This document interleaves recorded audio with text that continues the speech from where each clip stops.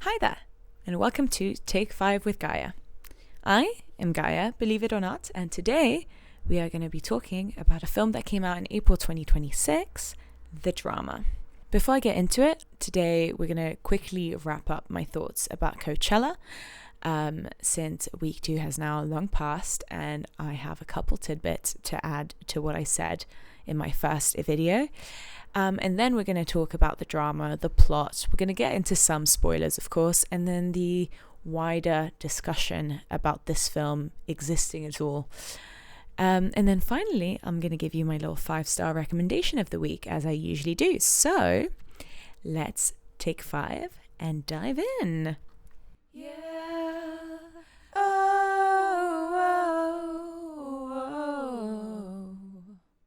So as I said, I wanted to briefly talk about Coachella because a lot of developments happened in weekend 2, which I thought were quite exciting, mostly about guests appearing in both Sabrina Carpenter and Justin Bieber's set. I obviously spoke at length about the actual performances themselves last time, but weekend 2 reserved quite a few surprises, as it usually does, and it's always exciting to see the little twists and what will actually change on weekend 2.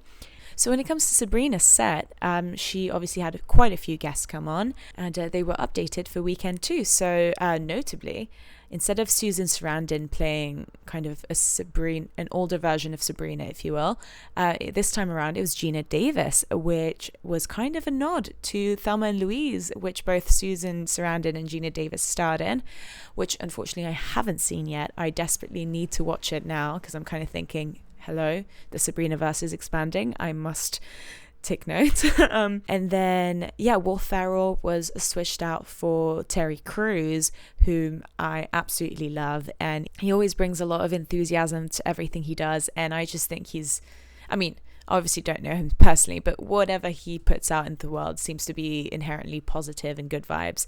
And he ended up referencing one of my favorite 2000s could not be made today films, which is White Chicks. He referenced his character from White Chicks as he was doing the little bit, which is so fun. So yeah. I also loved seeing his daughters kind of commentate the entire experience through their videos online. They were so excited that Sabrina Carpenter asked him to join her on stage. The videos of his daughters kind of freaking out about it and being able to go to Coachella thanks to that, like, really sweet. And then last but certainly not least, Sabrina Carpenter brought out Madonna. The Madonna. I mean, as I said before, like, she had brought out quite a few guests that made kind of cameos in her performance, but she hadn't brought out someone to duet with. But that's exactly what she did in weekend 2. She brought out Madonna to duet. That's crazy. That's incredible. That's so iconic. Like, really, I think this is making pop culture history. Look, no one has to care nearly as much as I do, honestly, but I care, and I think that's cool because, first of all, I don't think a lot of pop stars nowadays really do pay homage to the stars that came before them, maybe as much as they should. Now, some of them do, but when it comes to Madonna, as controversial as she is the blueprint for anything relating to women in pop being able to emit an ounce of sexuality. I mean, it's insane when you think about it. You know, her songs come from, her career started in the 80s, and she was really a revolutionary, especially with a name like Madonna. I mean, her whole thing, insane. And so Sabrina, bringing her out, they sang Vogue and they Sound Like a Prayer, and then they sang one other song. Yeah, so the new song is called Bring Your Love, and it's on Madonna's newest album, Insane. I mean, Sabrina Carpenter is known to be quick-witted and funny in a kind of sexual, tongue-in-cheek kind of way. So the Madonna collab makes absolute sense, and I just love to see it. They both looked so good. They sounded amazing. I mean, if you haven't seen it, I highly recommend watching it. It just brings a lot of fun to the Coachella stage. I mean, honestly, you can't complain. It's just wow.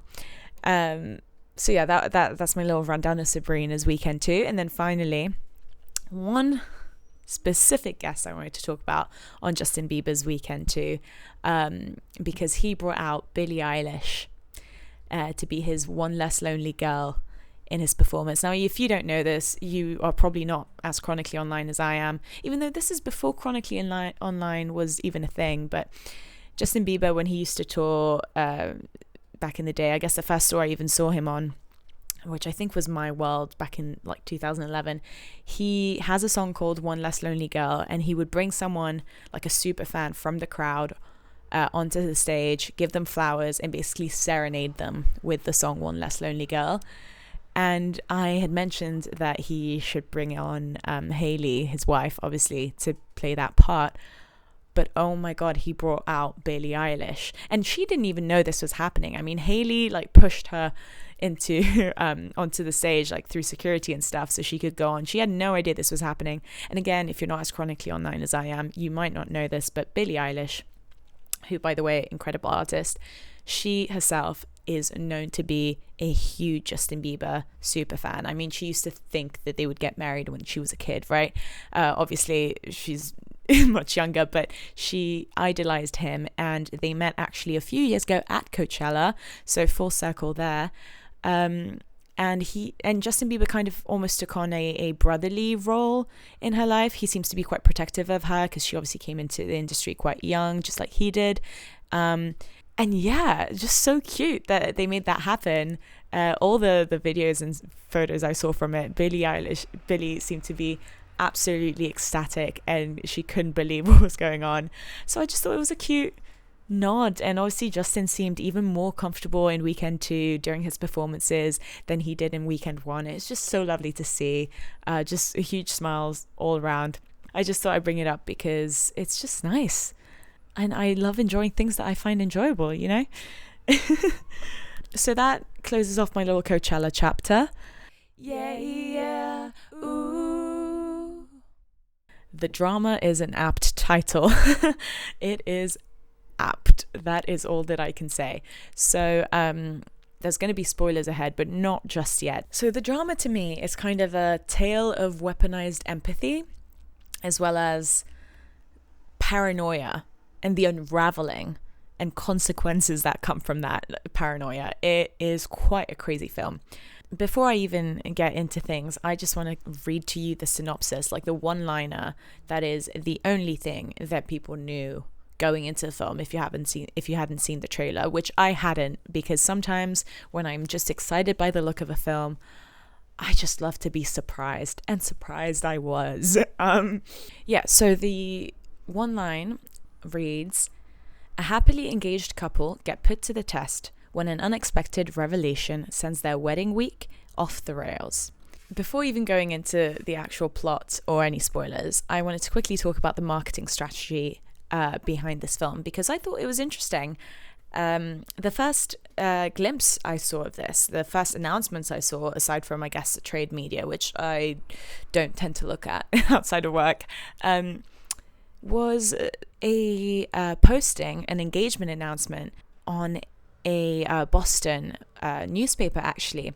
I just thought that was really cute. I mean, obviously, when you watch the film, you see that obviously they are based in Boston. The film is set in Boston. I just thought it was a cute nod, as they couldn't really tell us much about the film before we went to see it. One way to build hype is to really just blur the edges between reality and fiction, and I think that's a really cool way to do it.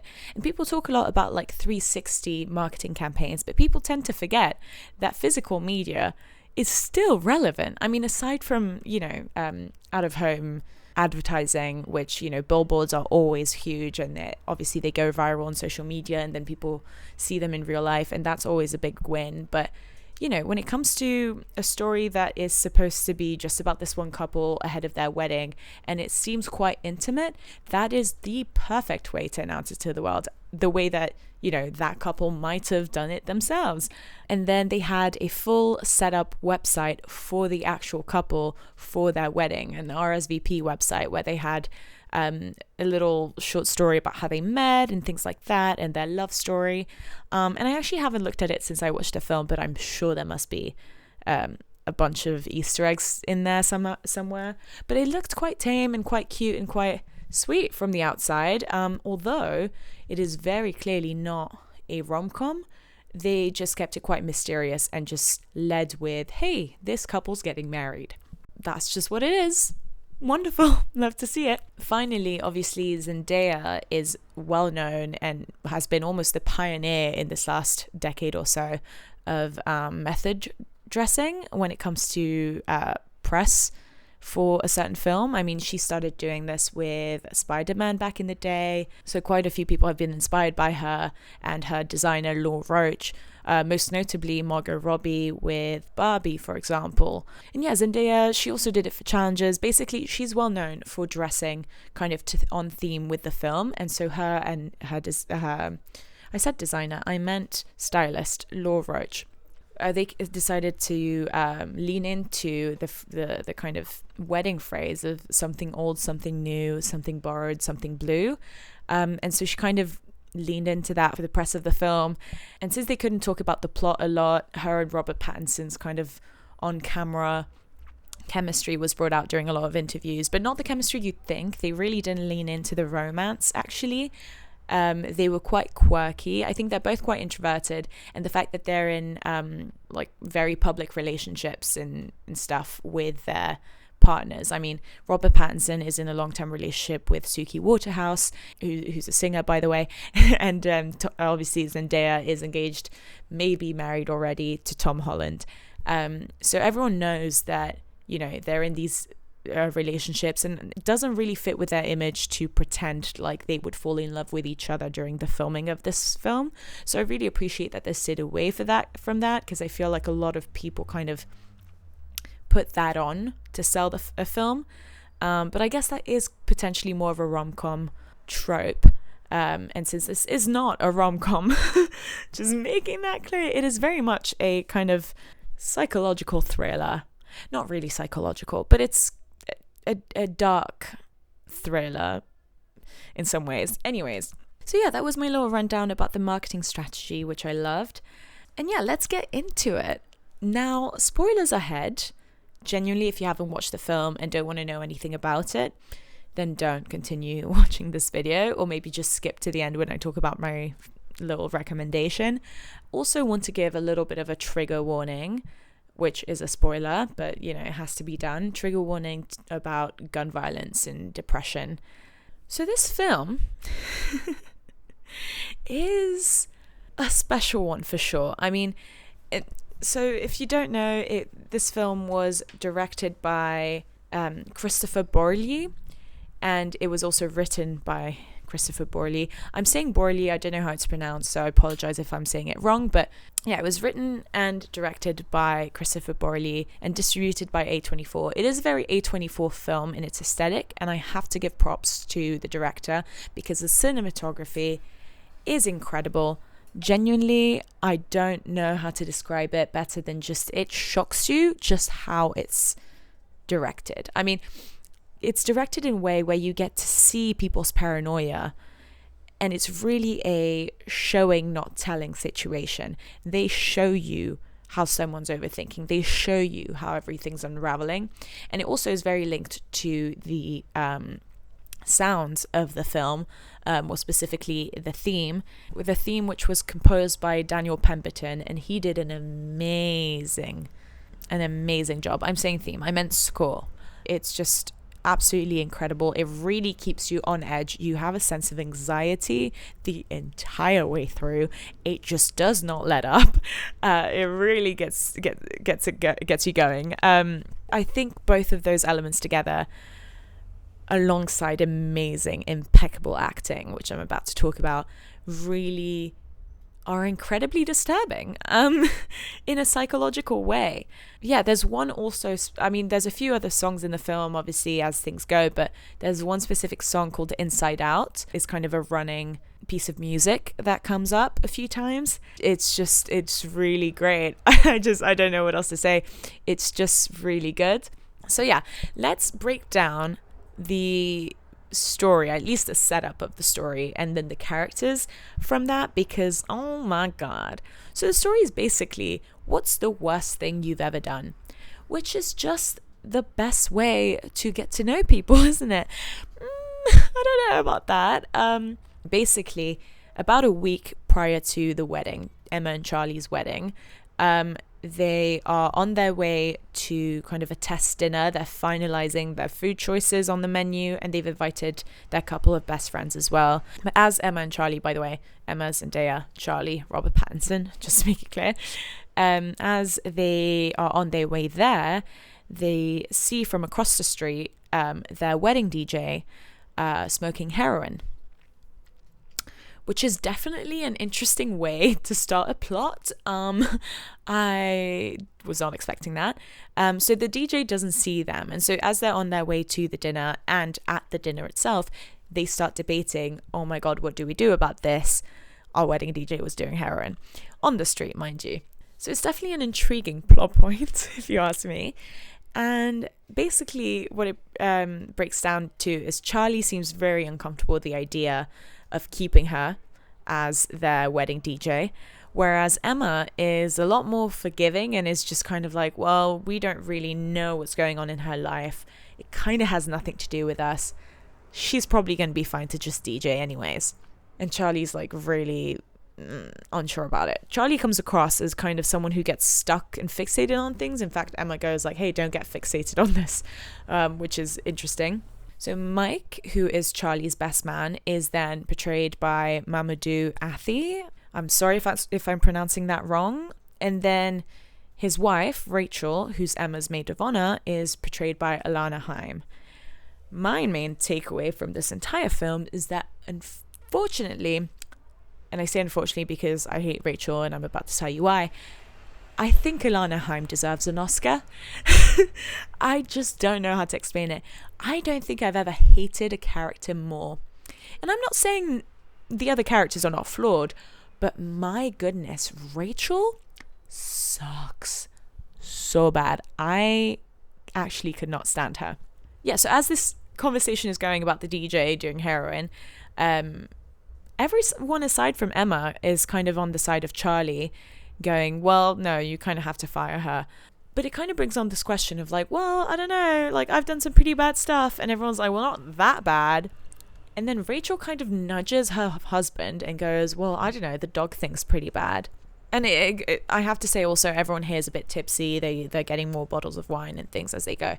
But Mike's quite surprised that Rachel is bringing that up, because he goes, well, this is something that we said we never speak about again. I don't want to talk about it. Let's move on. And Rachel's like, come on, just tell them. She really eggs him on, which made me super uncomfortable. Again, I don't like her. Kind of go around the table, and Mike goes first, and he says that like he used his ex-girlfriend as a human shield once when they were in this alleyway, and there was a rabid dog, and she was provoking the dog, and he kind of like held her in front of him to shield himself. Rachel seems to think that's horrifying. I also don't think that's great, but like it's really like, okay, who cares kind of thing. Especially when we then get to hear Rachel's confession, which is 1,000 times worse. Rachel confesses that the worst thing she's ever done, that she had this neighbor growing up who was quote unquote slow, and she found him really annoying. And one time he found this like abandoned RV in the forest, and he wanted her to come with him to see it, and she followed him there. And she locked him in a closet inside of the abandoned RV. He then apparently is panicking in the closet, screaming at her to let him out. Right, okay, that's pretty bad. Did you let him out? She goes, well, I kind of ran away. What do you mean you ran away? Bestie, what's going on here? Why would you run? You just locked some kid that you deem to be mentally disabled in an abandoned RV. Mike's thing was fight or flight. What's your excuse? Anyway, she's like laughing it off as if it's such a funny story. Everyone's laughing, but they're uncomfortable, and they start being like, what happened to him? She goes, I don't know. Well, that's not funny. I'm outraged by this as I'm watching. Genuinely, our cinema, by the way, our cinema was so interactive, and I love that in film. So everyone's like in the cinema also palpably confused. Like, what do you mean you don't know? And she kind of starts backtracking Rachel starts backtracking as she understands that, you know, these people around her are actually worried about the kid, and she goes, oh no, it's fine, actually there was a search party in the evening, but then they found him in the morning and he's fine, and nothing ever came back to me, so it's okay, because he just didn't speak about it to anyone. That's a horrifying, that is inexcusable, that is a horrifying confession, but fine, whatever. Anyway, so that is mentioned, and I'm like, oh, okay, interesting conversation, interesting friends you have there, guys. And then it gets to Charlie, and Charlie has to think about it a bit more. He's just kind of trying to figure out what's the worst thing he's ever done, and he then ends up saying that when he was about 14 or 15, he cyberbullied someone, and everyone's very quick to kind of be like, okay, well, I mean, you were a teenager, like, how bad did you cyberbully him, you know? And then Charlie kind of goes, oh, well, I don't know, I think he moved out because of it, like his family moved away. And everyone's just kind of like, oh, well, you were like a teenager, you were a kid, like it's fine, it's not that bad. So some people online are saying that he probably didn't cyberbully anyone and just completely made it up. Some people online are saying that he cyberbullied someone to the point of them moving. My first read on this situation was that Charlie seems like an insane people pleaser, and so he might have cyberbullied someone, but then I think he scanned around the room and realized that wasn't good enough for other people, that wasn't satisfying their worst thing kink, and he kind of added on the part about moving away. Genuinely, that was my first read. I was like, you added that on, tacked it on as a, oh, maybe, but I don't know. And that's your way of like participating in the conversation. And I just thought that was a bit like, all right, dude, whatever, who cares? Not who cares, you cyberbullied someone, that's not nice, but also like, why are you trying to play it up, you know? Like, it's weird. And then we move on to Emma, and there's this long shot of her face where everyone's clearly a bit drunk, but she takes a minute to actually say her thing, and she goes, well, I planned a school shooting. And the entire table's just kind of like, wait, sorry, what? Everyone laughs uncomfortably. Everyone in my cinema was in shock. And Emma's like, yeah, but I didn't end up going through with it. And everyone's like, okay, what do you mean you planned a school shooting? Like, you were just angry with people. Like, okay, dude, what does that even mean? She goes, oh, well, you know, I actually took my dad's rifle and I had the weapon and everything, but I just didn't end up going ahead with it. And everyone's kind of laughing and being like, what do you mean? What do you mean? Kind of the Jennifer Lawrence meme of like, what do you mean? But Rachel loses her mind immediately. She goes, what are you talking about? You planned a school shooting? Well, did you know my cousin's in a wheelchair, paralyzed because of a school shooting? How could you do this? And Emma's immediately like apologetic, like, well, I'm so sorry, I didn't know that. And Charlie's not really believing Emma, and it's just all a bit of a shit show. Mike's just there and not doing anything. And honestly, everyone annoyed me. Well, in this situation, Emma less so, or even though she just like obviously confessed to something horrific. I'm not going to condone the fact that, you know, she planned a school shooting. I'm not here to forgive her for that.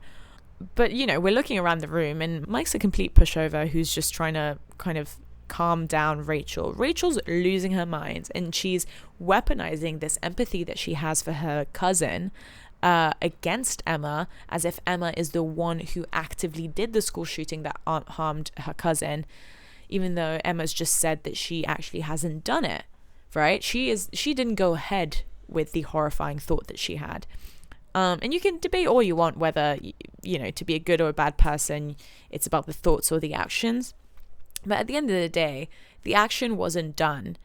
So, you know, I'm not saying she's a great person, but the harm wasn't actively done in the end. So it is kind of moot to argue about it, because Emma's worst thing that she's ever done was not actually done. But yeah, and then Charlie's just, again, people pleaser, just confused about this even being a possibility. And so then you can understand how the week probably unravels. So they go home, and the next day Emma wakes up and she's like really paranoid that, you know, her fiance is not going to come back home because he's out. And this is what I mean about the cinematography. You see a scene of Charlie and Mike screaming at each other in a park, being like, she's a psychopath, I have to go, I have to flee back to London, because Charlie's from the UK. But it's actually all fake and comes from Emma's mind, because Charlie just comes into the door with coffees, and that conversation clearly never happened. So it's really cool how you see that paranoia, rather than just, you know, see an actor acting paranoid. Like, you kind of end up slightly empathizing with her because you're seeing what she's seeing as someone who's freaking out. So that's cool. Anyway, they end up talking about it. It's very clear that Charlie's trying to pathologize how the hell Emma got to that point in her childhood, and Emma does not want to talk about it because guess what? She's traumatized by that, and it's very uncomfortable for her. But, you know, she does her best to kind of placate Charlie and kind of play his game instead of like completely starting over and pretending this never happened. So Charlie asks her 1,000 questions, and it's all very tense. And it turns out Emma's character's never actually gone to therapy about it, which is like, okay, Gali, maybe you should. You seem to have a lot of built up trauma. Yeah, it's not even seem to, you do. You have a lot of built up trauma. This film is quite funny. I have to say, it has a lot of comedic beats, one of which is right after this scene of them talking about it and going in deep about it. They meet with the photographer for the wedding, and the photographers start listing out people that they're going to be shooting photographs of, but shooting. It's so funny, man. It's so funny. At some point, I think because this photographer has this customer service bubbly personality, and I think at some point she goes like, shooting grandparents? Okay. Shooting grandparents, TBD. And it's just so funny because you can just sense the tension through the screen that anytime the word shooting is pronounced, Charlie's character gets visibly more nauseous, and Emma gets more and more anxious, and it's just impeccable. I mean, then they have like little test photo shoot, and Charlie is portrayed to one photo be hugging Emma and one photo be hugging 15-year-old Emma, who planned the shooting. It's quite an interesting juxtaposition. You have moments where he not fantasizes, but he pictures them going on a date in the park together with her being a 15-year-old, and he's very uncomfortable. And it's just a bit sad, actually, because it's kind of like, well, honey, she's told you that she was incredibly depressed and she was being bullied, and you're just going to look at her with disgust? Okay. I mean, all right. She's a child, but sure. And so that disgust then ends up being, you know, thrust upon Emma herself, fully grown Emma, who didn't end up doing the deed and you know, doesn't have these thoughts anymore at all, supposedly, apparently. And so, yeah, that week just kind of goes on and everything's unraveling. It's quite interesting as well. At some point, Emma gets a call from Rachel after not hearing from her at all, saying that Rachel won't be coming to the wedding. Her own maid of honor can't come to the wedding. Well, doesn't want to. And Charlie ends up visiting Rachel at work the next day, basically being like, oh, Emma's distraught, you have to come, na. And as I said, Charlie's a people pleaser. Like, he makes up this entire backstory, which he had directly asked Emma about, hey, how did you even come to this conclusion? But because he's not able to understand her reasonings, he makes up a completely different reason about her being traumatized of a really close friend's death, as kind of a way to explain her behavior or her thoughts to someone else. And I just thought that was really gross, man. Like, that's not cool. Why would you make something up just because you don't understand it? And the real reason why Emma had even thought about this at all is actually quite dark and sad, but also makes a lot of sense in today's society. I mean, depression and being bullied, and the fact that, like, you know, in the flashback, she was clearly at home alone a lot with a rifle. So, like, she had just moved to a new city. She didn't have any friends. And then she says that she kind of fell down a rabbit hole online and fell in love with the aesthetic, as she puts it. And I just thought, can I say, this has not been portrayed in film enough. Well, not enough. That's a whole nother situation if you want to portray it at all. If we're talking about, dark thoughts and dark things like that, it makes sense that Emma's character at that age would have had access to the internet, would have access to Tumblr. In my childhood, a lot of my friends were on Tumblr and everyone got fed the most violent things. I'm not surprised that she fell in love with that aesthetic. I mean, I'm not from the US, so guns were never fed to me as an aesthetic, but I can see it happening. I mean, my friends were getting fed kind of eating disorders and self-harm as aesthetics. And so it makes sense that if guns are in your culture, that's going to be an added violent thing that you're going to have access to. As a 15-year-old, you are going to have access to these violent aesthetics. You clearly don't feel like you belong somewhere, like where you are. You're going to want to mirror what you see online in order to find a sense of belonging, right? And yeah, I just thought it was kind of cool that they alluded to this. And maybe I'm thinking too much about it because she does only say something about aesthetic like once. But then Charlie's character gets this book in the mail at work because he's an art curator or something. He gets this book that seems to be about this exact topic that's called Brain Rot, and it has a bunch of pictures of ladies and girls and everyone with guns. Well, I mean, it kind of annoyed me that he didn't read it once. He heard his fiancée talk about the aesthetic of something. He gets a book in the mail about this and he doesn't even read it. Like, the man is just disturbed by the pictures, disturbed by the book. He puts it away because he feels like haunted by this. I'm not saying that he shouldn't. I just think that he should have given it a shot and tried to hear her out instead of making up an excuse for her as to why she had the thoughts that she did. He clearly doesn't understand her. And to be honest, actually, this is kind of a callback. Sorry, I'm talking a lot, but this is a callback to the beginning of the film where, in order to hit on her, he pretends to have read the book that she's reading at the cafe. And then on the first date, he confesses that he's never actually read that book. It's like, okay, well, by the time the first date came around, you could have at least started the book. Why on earth would you not even try to read it? Yeah, I just thought that was off-putting, man. Like, you're a people pleaser and you're a liar, actually, because you are pretending to be someone you're not, and also pretending to be interested in someone in a deeper way when you're not. She was reading a book. You could have read the book and you didn't. She told you about the aesthetic of something. You don't really get it, and you're not even going to read the book that is somehow on your lap about that very thing. It's giving red flag. And I mean, don't get me wrong, Emma's not perfect either. I mean, she's a liar. So what comes out at the dinner as well is that she had lied about how she was deaf in one ear. I mean, she is deaf in one ear, but she had told Charlie that it was since birth.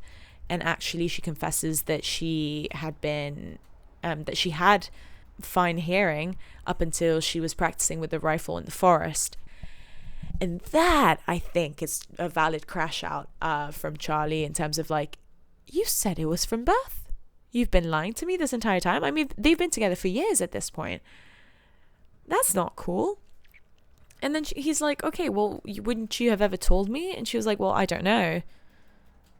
What do you mean you don't know? You're getting married in a week. That's crazy. Imagine marrying someone and faking the source of your disability at the same time. That's quite mad. That's quite weird. That's quite crazy. I think that's like one of Emma's like only errors in the entire story, aside from ideating a school shooting. In the real week that happens there, that is her main fault, is that she completely lied about her disability, something that is so core to her being. But yeah, anyway, so that's my main thing against Emma.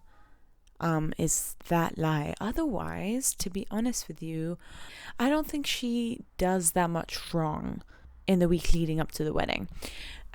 Charlie's character, though, loses his bloody mind. He's not really able to detach what he now knows about Emma from the person he thought she was, and that really messes with him, man. But yeah, back to characters I dislike. Rachel is horrific, and Charlie actually goes to see her, right? And when he goes to see her, not only does he fabricate the whole thing about Emma's backstory, but he alludes to one of the reasons why she might have thought about doing a school shooting being that, it's kind of in the culture in the US. And Rachel is so dramatically outraged. Again, as I said, she shows this kind of like weird entitlement and like moral high ground at really random moments where she's like losing the plot basically. And yeah, he kind of calls that out. And then she goes and says something of the kind of like, oh, so what, now it's an America issue? I'm like, bestie, yes. Well, not bestie, I hate her, but like, yes, it is an American issue.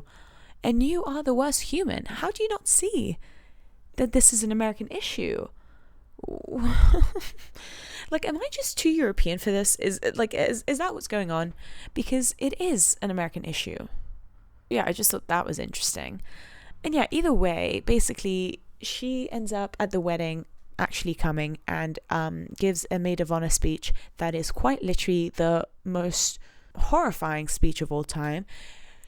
Some might call it passive-aggressive. I call it aggressive-aggressive because she is just berating Emma during this entire speech. You're a terrible human. Like, that's mean. But okay. Ugh. Hated her. Another thing that happens is Charlie then talks to his co-worker Misha and kind of asks her what the worst thing she's ever done is. And she said she cheated on her ex. And one of the reasons why I think he exaggerated his cyberbullying thing is because when Misha says that she cheated on an ex, he's like, okay, like laughs it off and says, okay, but like really, what's the worst thing you ever done? And Misha's like, is cheating not bad enough? Is cheating not a terrible thing to do someone? And he's like, well, yeah, but what's the real worst thing? Because again, he was encouraged to kind of make his lie worse because it didn't feel good enough. And so now he's putting that onto someone else, right? That's my theory. That's what I'm saying. He then basically goes into a spiral and starts throwing at her this hypothetical about like, oh, what did you, if you found out that your partner had done this in the past and planned a school shooting, but they never did it, but they were depressed and now they're a completely different person. And I just think, well, aside from the fact that Misha's character is meant to be kind of perceived as us, the audience, like this like almost third party to this entire thing, giving their opinion. I think that's pretty cool to have that kind of character in there. But also, it's kind of like ridiculous as a hypothetical, because you're just assuming, first of all, you're comparing two completely separate relationships. And second of all, you're assuming that the power structures are the same in those relationships, and they're inherently not, based on the fact that Misha is a woman in a relationship with a man. So you're asking her what she would do if her boyfriend of a few years had turned out to have planned this school shooting. And look, I'm not saying that, at 15 there's that much of a difference between a girl and a boy planning a school shooting, because I don't really think there's that much of a difference, aside from it not being the demographic that we usually assign to it. But as adults, there's a huge power difference, even just physically. And I think it's actually ridiculous to assume that Misha wouldn't call the police. Because guess what? Reality check. Sorry if I'm being a bit too woke about this, but when women get murdered, most of the time their partner did it. Most of the time that partner is a man. The rate of murders against women committed by not only men, but the closest men to them, the ones they're most intimate with, is horrifying. Okay? And as a woman, yeah, I would call the police. And I don't think that Charlie is in that same position. Because realistically, societally, in general, it is incredibly unlikely that Emma would enact violence towards Charlie. And I mean like fatal violence. Obviously domestic violence still exists, but I'm talking about it's very unlikely that Emma would kill Charlie. Whereas it is incredibly more likely, just as a baseline, that Misha's boyfriend would kill Misha. And so I think that him losing his mind and even asking that question in the first place and then losing it afterwards is absolutely ridiculous. And it pisses me off because he is so privileged that he can't even fathom that that's a stupid question to ask. And that annoyed me. That really annoyed me. But obviously then Misha tries to like comfort him as he's like bawling his eyes out for some reason. Okay, buddy. And then he kisses her. Like, dude. Although I have to say that was kind of funny. My cinema really just, everyone gasped and everyone was like laughing uncomfortably. But also, funny moment, Misha's so into it. Like, I know that she then frames it as like he assaulted her, which, like, to be fair, he made the move. But girl, please, you were begging to go further. I just thought that was really funny, man. And like, honestly, no hate to Misha because like she confessed to being a cheater, so at least she was being honest about that. At least we know that that's kind of the worst thing that, you know. Anyway, I don't know where I'm going with this, but I just thought it was interesting. Projecting his situation onto her, I think, was a mistake. I mean, it made sense in the film. I think it was cool to do that, but I think it's just not an equivalent comparison at all. Another funny offbeat moment is when Emma's father is doing his little wedding speech at the dinner, and as he's talking about how Emma turned into like an anti-gun activist, because then also she kind of ended up redeeming herself in some way. Like, yeah, she just didn't do the school shooting because someone else did it, but at least she found belonging in a group that implemented positive change and was an activist group. So I do think that kind of morally she somewhat redeemed herself. I don't know, man, it's all fiction anyways. But yeah, as her dad is talking about her being an activist, he then makes a joke about how the rifle went missing just around that time. Crazy. And then the brand new DJ has an audio malfunction that sounds exactly like a gunshot. Cinema. I mean, that's absolutely hilarious. I think I was laughing my ass off. That was so funny. Everyone in that wedding that knows anything about Emma is just losing their minds at that point. So funny. But yeah, I wanted to make another point. Oh yeah, I did want to make a point that if I seem too forgiving of Emma's character, I think the film was also designed to be that way. I think I saw online someone mentioning that casting plays a huge role in this film, and I have to kind of agree, because Zendaya is a very beloved figure in Hollywood, by the media, by fans. I mean, she's obviously had this very long career and she's just an icon, and I don't think she's really stepped up foot in the wrong path, honestly, at least as far as I know. And she's just a very likable person. She's obviously gorgeous, and so casting her in this controversial of a role, I think was designed to make us empathize with her way more than we probably should. And I think that's really interesting to think about, because if it had been anyone else, would we be so forgiving? I don't know. Like, so I did see someone make the point that like the film actually is not that forgiving. It doesn't give that many excuses to Emma aside from like the most basic facts, and then you just kind of end up almost forgiving her because she's portrayed by this amazing, beautiful actress. I think that's interesting to think about. So yeah, I don't know, this film is full of like interesting, odd themes, and I understand why it was so controversial in terms of its subject matter. One last thing I wanted to mention is, look, as I said 1,000 times, I didn't grow up in the US, so I have no idea what the aftermath of a school shooting is like in terms of safeguarding for the people of that community. I don't know what that usually looks like, but I wanted to give a shout out to the part of the film that kind of shows young Emma's experience when there was a shooting nearby, and they kind of did this whole assembly with her class, and they did all these exercises to build kind of a safe environment and grounding, and you know, kind of a bonding experience. And I've never seen anything like that being portrayed, and I have to say I thought that was really cool, just portraying kind of the aftermath of that and seeing how Emma's character actually does kind of start to understand the gravity of what she was ideating. She kind of breaks down in those moments. I think that's really cool. I think that those exercises seemed, I mean, obviously they worked on that one character, but they seemed like they would work in real life and build community. And I don't know, I thought that was interesting. I've never seen anything like that before, and I just wanted to shout it out, you know? Right. Anyways, that more or less kind of summarizes my thoughts. I've been talking for way too long, so I need to wrap this up now. But yeah, the main themes to me are a shit ton of paranoia. Everyone's losing their minds, and it's really emphasized by the cinematography and the sound design in an incredible way.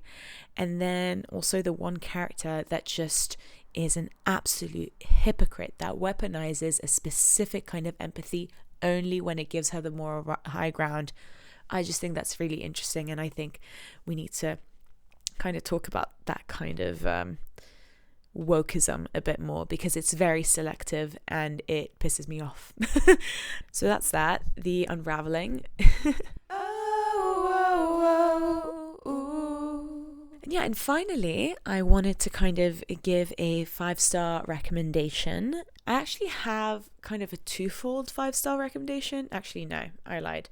I have one 5-star recommendation with a caveat, and then a small little offshoot that I wanted to talk about. Sorry, I'm making this longer than it needs to be, but I like to yap, and that's the nature of this place. So thanks for listening. But yeah, the 5-star recommendation I wanted to give this week was kind of on theme with Zendaya as a lead of a film. In case you haven't seen it already, I remember watching this when it came out during COVID time. There's a film on Netflix called Malcolm and Marie, and it came out in 2021, and it's kind of this romantic drama, but it all happens in real time, and it's shot on black and white film. It stars Zendaya and John David Washington as the two only characters. And if I remember correctly, it was pretty cool at the time because it was fully filmed during COVID, and it came out during like the tail end of COVID, but still COVID. And I think the crew was quite limited. There was like 40 of them, and they all lived in the house that they were filming in. But yeah, I remember watching this. I probably should rewatch it, but it was just really cool, and I really liked the side of Zendaya's acting that it kind of put forward. And so I'd highly recommend this film, with a caveat that it was unfortunately written, co-produced and directed by Sam Levinson. And I have only just found that out as I was looking this up to recommend it. I did not realize that he had done this. And if you don't want to watch it because of that, I totally understand. If you don't know, Sam Levinson has become a very, very infamous producer and director. I mean, if you don't know, he's one of the creators of Euphoria. He also did The Idol with The Weekend, and he has just kind of been exposed as of recent as a bit of a creep, and in vibes, I don't know if there's any allegations actually towards him, but it's just he gives off a creepo vibe, and I don't like that. Do with that what you will. If you want to watch Malcolm and Marie, if you still want to watch it, go ahead. It's a great film. And then the other thing I wanted to talk about, just to wrap this up finally, oh my God. I recently watched on Netflix also this 3-part docuseries called Should I Marry a Murderer? And I thought, well, it would be on theme for the drama, so let me watch it. And then I watched it and I decided it's really not on theme, but the title makes it sound like it is. So... you know, go watch that if you want. It's really just a tale of like Tinder swindler vibes, but with murder. And this poor lady, Caroline, who was just very emotionally vulnerable and fell down this rabbit hole of just being worse and worse in terms of like mental health. She was not doing good. I'm not going to say I would recommend watching it. I just wanted to mention it as I thought it would relate to what we're talking about today, and it didn't. Yay. Anyways, if you made it this far, thank you so much for watching and listening. I really, really appreciate it. Please let me know if you watched the drama, what you thought of it. I'm so curious. I know it's been a highly controversial film, and yeah, did you think it deserved to be made? Did you think it was too provocative? I think it was designed to be, and I don't think that's necessarily a bad thing when it comes to art. Yeah, I'm curious to hear everyone's thoughts. So yeah, thanks for watching. If you're seeing this on YouTube, please make sure to like this video and subscribe to my channel and ring the bell. I will be trying to upload these on a weekly basis. Thank you so much, guys. Love ya. Bye.